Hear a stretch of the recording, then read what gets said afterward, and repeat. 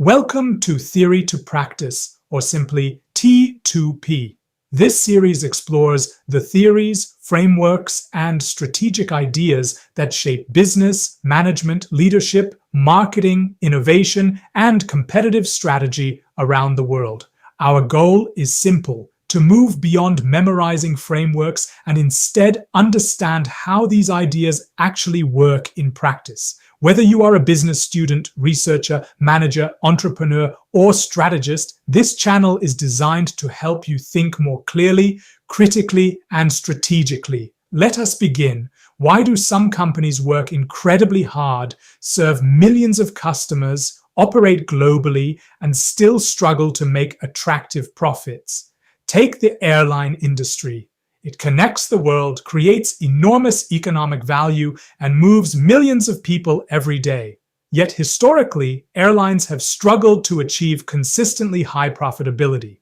This is exactly the kind of puzzle Michael Porter wanted managers to understand.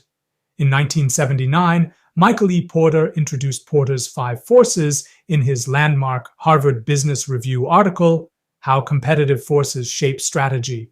The original idea was revolutionary. Competition is not just about direct rivals. Industry profitability is shaped by 5 structural forces: rivalry among existing competitors, threat of new entrants, bargaining power of buyers, bargaining power of suppliers, and threat of substitutes. In 2008, Porter revisited the framework in another HBR article, The 5 Competitive Forces That Shape Strategy. He did not replace the framework.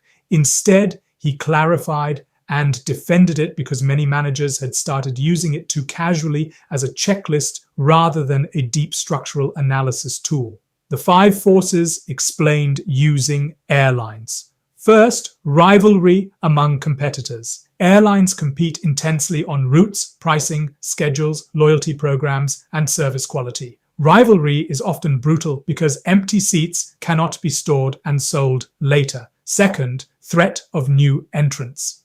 Although airlines require massive investment and regulation, new low-cost carriers can still enter profitable routes and pressure incumbents. Third, bargaining power of buyers. Customers can compare airline ticket prices instantly using online platforms, making switching costs relatively low. Fourth, bargaining power of suppliers.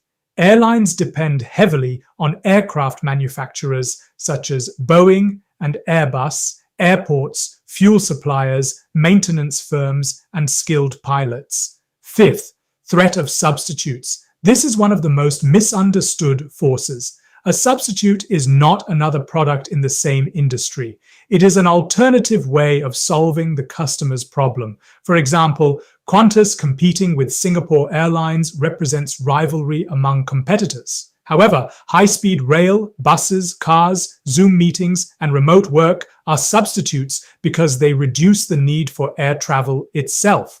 Competitors fight within an industry. Substitutes attack the industry itself. This distinction is extremely important because substitutes place a ceiling on industry profitability even if competitors behave rationally. Porter also clarified that government, innovation, and complements are important factors, but not separate forces. For example, government regulation may raise entry barriers, innovation may intensify rivalry or create substitutes, and complements may increase demand.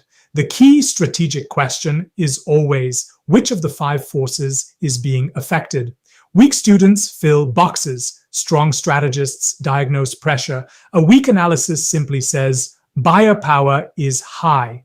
A stronger analysis explains why buyer power is high. For example, because customers have low switching costs, high price transparency, and many alternatives. Porter's 5 Forces teaches us that strategy is not only about being better than competitors. It is about understanding the structure of the industry itself. Before asking, what should this company do? Strategists should first ask, what kind of industry is this company operating in, and where is the profit being pulled away?